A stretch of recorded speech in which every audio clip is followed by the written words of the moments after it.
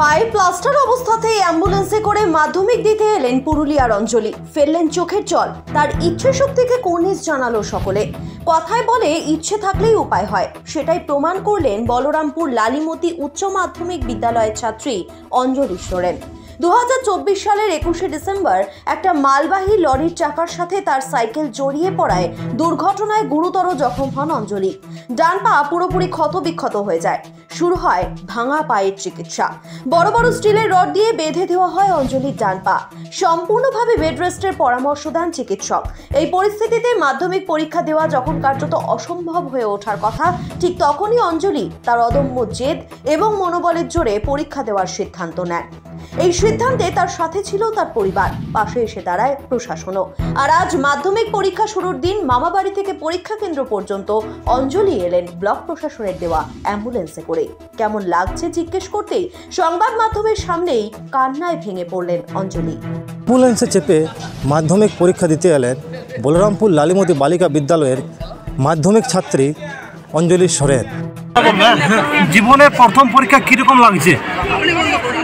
সব থেকে বড় পরীক্ষা। আমি বলছি যে আপনারা এটা বাইরেও করতে পারতেন, তাই না?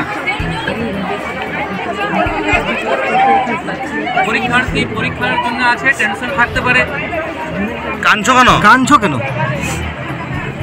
অঞ্জলির জন্য পৃথক ক্লাসরুমের ব্যবস্থা করা হয়েছে বলে জানিয়েছে বলরামপুর চণ্ডীতলা শিক্ষানিকেতন কর্তৃপক্ষ। এদিন অঞ্জলির পরীক্ষা দিতে যাতে কোনো রকম অসুবিধা না হয় তা খতিয়ে দেখতে পরীক্ষা কেন্দ্রে হাজির হন বলরামপুর ব্লকের বিডিও সৌগত চৌধুরী। ছিলেন বলরামপুর থানার আইসি কৌশিক ব্যানার্জি, বলরামপুর পঞ্চায়েত সমিতির সভাপতি কালাবতী কুমার সহ অন্যান্যরা।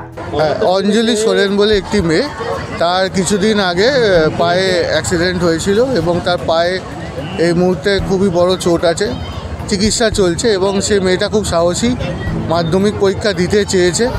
এবং তার জন্য একটা স্পেশাল ব্যবস্থা করা হয়েছে। অ্যাম্বুলেন্স থেকে বাড়ি করে নিয়ে এসে আছে, সামনেই বুরুডিতে ওর মামার বাড়িতে সে থাকছে। অ্যাম্বুলেন্সে করে নিয়ে যাতায়াতের ব্যবস্থা করা হয়েছে। কোন স্কুলের ছাত্রী এবং লালিমতির ছাত্রী, এই চণ্ডীতলা প্রতিদিতে হাই স্কুলে সেট করেছে এবং তার জন্য আলাদা করে রুমের ব্যবস্থা করা হয়েছে।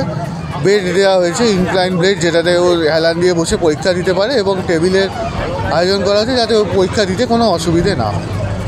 জীবনের প্রথম বড় পরীক্ষায় সফল হোক অঞ্জলি, শুভেচ্ছা রইল আমাদেরও। কৃষ্ণেন্দু কুমারের রিপোর্ট, বেঙ্গল ভয়েস 24x7।